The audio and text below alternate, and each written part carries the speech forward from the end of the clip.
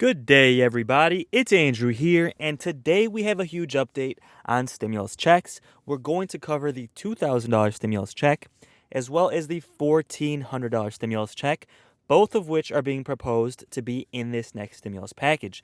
We also have huge updates from Nancy Pelosi as she just held a press conference live. So let's discuss the details in this video, but before we do, don't forget to like this video and subscribe. I also have a second channel, so if you could do me a huge favor, click on the link that's in the description of this video, subscribe to my second channel. I'm going to be giving away a stimulus check on that one as a thank you for supporting my work. And on that channel, we do fun things like play bingo, play casino games, as well as mix in stimulus and Social Security updates as well. So with that said, let's jump right into today's update. Now, $2,000 stimulus checks. This is something that's been thrown around a lot. Now, some people have said we should do a $2,000 stimulus check for everybody. Some are saying we should do a $2,000 per month stimulus check for seniors until they permanently increase Social Security benefits. And then some people are saying they should actually do $2,000 stimulus checks across the board until we fully get out of this pandemic.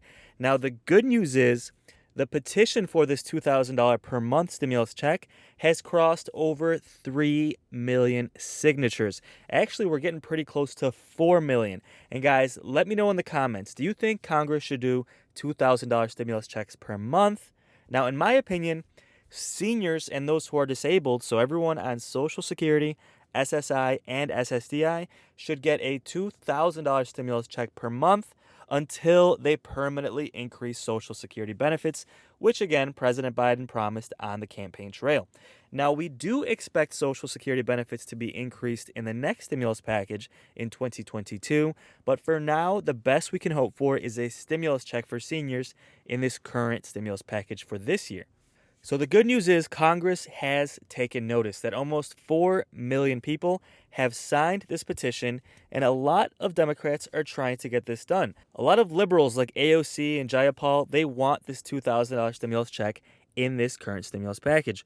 Of course, if you follow my channel, you know that Bernie is also pushing for a $1,000 stimulus check for seniors and trying to include it in this stimulus package as well. Then we have the Senior Citizens League, which wants to increase that to $1,400 and apply that to anybody on Social Security, SSI, and SSDI. So all of this is in the works, and some Democrats are trying to include all of this in this current stimulus package. So Nancy Pelosi set her own deadline of October 31st. She wants to have this stimulus package done by Halloween, but a lot of experts think, including myself, that it won't actually get done until December 3rd because that is when the debt ceiling crisis has to be addressed. Now, Nancy Pelosi just held a press conference and she answered a lot of questions, but then she also left a lot of questions unanswered. Now, we'll watch her press conference, but to quickly recap what she said. First, she started off her press conference by paying her respects to those who have passed away from this pandemic, and that was really, really respectful because unfortunately people continue to pass away from this illness. She then went on to say that this stimulus package will be transformative and will help the American people, especially seniors, throughout this pandemic. And she talked about monthly stimulus checks, that monthly stimulus checks will absolutely be included for families with kids, but we're still not sure if it's going to be included for seniors. She didn't quite touch on that in this video. She also reiterated the fact that her deadline to get this stimulus package done is October 31st on Halloween, and she is pushing Democrats to get that done. She also took an opportunity to slam Republicans, saying that if it wasn't for Republicans, this stimulus package would already be done because Democrats are forced to do it alone, and that process is a lot more complicated, at least according to Nancy Pelosi.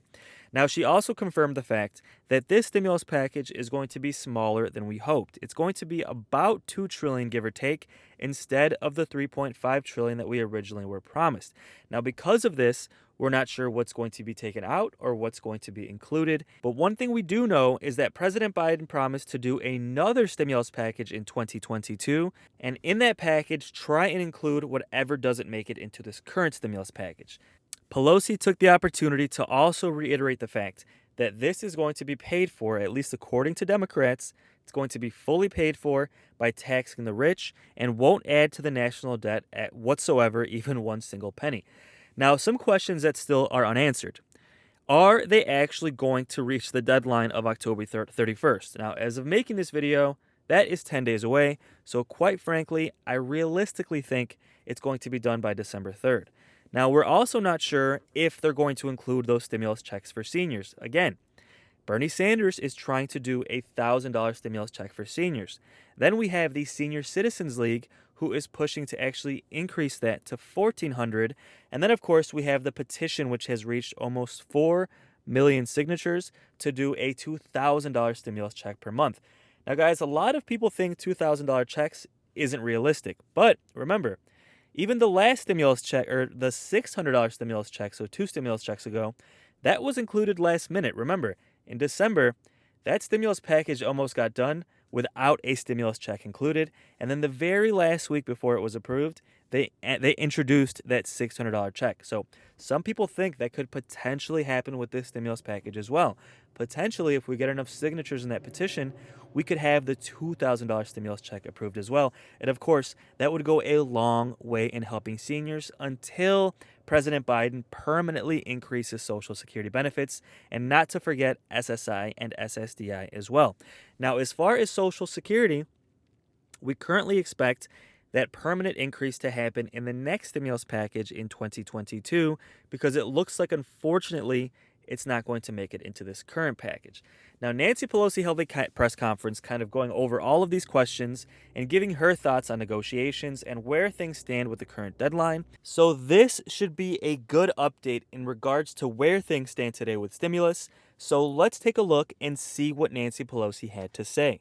As you probably observed earlier this week, we had a moment of silence on the floor for over 700,000 people, over what's now up to almost 725,000 people who have died of COVID in the United States. This issue always is the top of our agenda in the work that we do here. I know there's lots of attention to other legislation that goes on, but this is an important priority for us.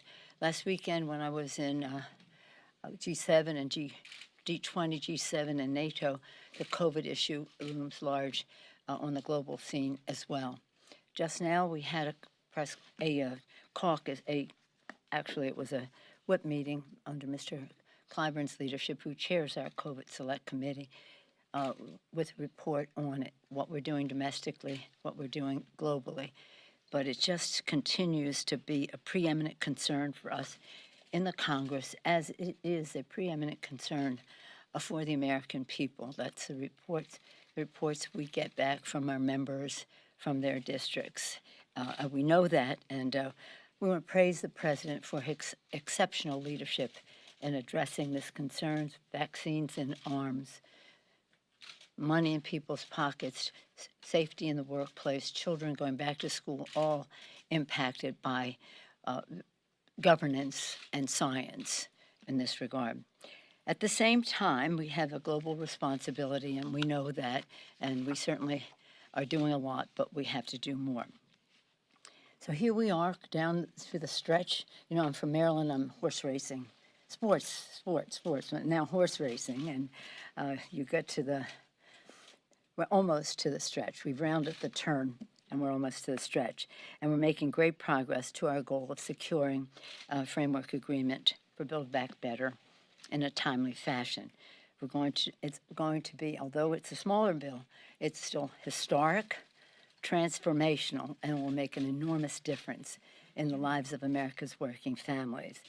Again, in the healthcare arena, we have lowering healthcare costs by reducing prescription drug prices. That's part of our goal. Expanding Medicaid in the states that did not accept the expansion before, strengthening the ACA and improving Medicare, taking us to nearly universal coverage in our country. Another bucket is the family care piece of that, children learning, parents earning, especially moms, but dads too, who have responsibilities in the home, with the child tax credit, child care / universal pre-K, they go together, home health care, paid family and medical leave, workplace development, and housing, to name a few of the aspects of that. And again, very important to our children. These are jobs issues, health and jobs. family issues and jobs, and now climate, helping achieve the president's vision to cut emissions in half by 2030, advancing environmental justice.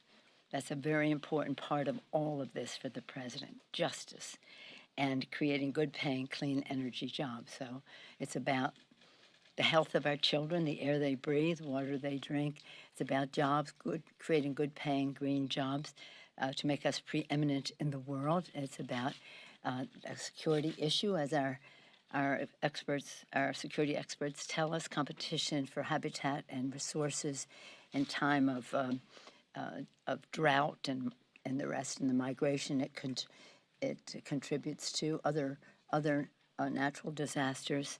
It's a national security issue, and of course, always a moral issue to pass this planet in the best possible way on to future generations. Children understand that much better than some of our colleagues on the other side of the aisle, in fact. So this will build back better, achieves better future for workers, their families, and their children, creating good-paying jobs, giving a tax cut, a big tax cut to the middle class, lowering costs for families, and making the wealthiest, let the wealthiest in corporations pay their fair share. So this legislation will be paid for. In fact, it may be more than paid for. Again, it's transformative, it's historic, it's life-changing, and it will pass soon. Again, everything that the congressional Democrats do is our title for the people. But sadly, Senate Republicans continue to stand in the way. So I'm curious if you think a package like this can be completed without rate increases, tax rate increases. Oh, we've changed the subject? Yes. Well, that's one of the options, that's for sure. For the last couple of days, just to answer your question, the last couple of days, we're narrowing what the possibilities are as we see what we need to cover, because the bill will be paid for. And so what are the choices that will be made? So we met yesterday morning to narrow what needs to be done, and the chairman of the Finance Committee, Mr. Wyden, and the chairman of Ways and Means Committee, Mr. Neal, have been working to that end. We had in our House bill, which I was very proud of, an increase in the corporate rate and an increase in the capital gains, and that. It was a very well-received proposal because it wasn't punitive, it was fair. But we'll see what survives, what prevails. What's your preference? Do you have a preference? Well, my preference is to follow the cooperation that the Senate and House come to. Yes, good morning, thank you. Next one is a woman, no matter who. So yesterday morning, you said some of the reporting about what was in and out of the bill was not accurate. Is that because this bill is still in flux, and does this have to be pre-baked with the Senate before you present it? Does everything have to be nailed down with the Senate and with Manchin and Senate? Whatever it is you think I said, what I was saying is that instead of covering what is in the bill, you all seem to be on a jag about a few people. 96% of the House and Senate Democrats support the president's proposal. You would never know that to see the reporting in it. But that's your work. You do yours, we do ours. You couldn't possibly misrepresent, because it isn't done yet, and it will be, because now we have to narrow the scope. And we are in the process of doing that. And pre-baked with the Senate, so that everything is signed off here, so that everything is finalized before you say this? Our agreement is that we will have an agreement that we will pass both houses. Yes, ma'am. Thank you. How critical is it to reach an agreement on a framework by tomorrow? Leader Schumer says he wants to get this done by the end of the week. Are you on track to doing that? We've always been on track for doing that. The House has been on schedule.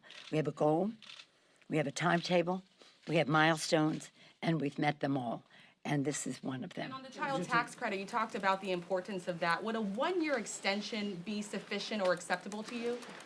That's what the president has agreed to. Let me just say, I want permanent child tax credit. I've wanted it for years.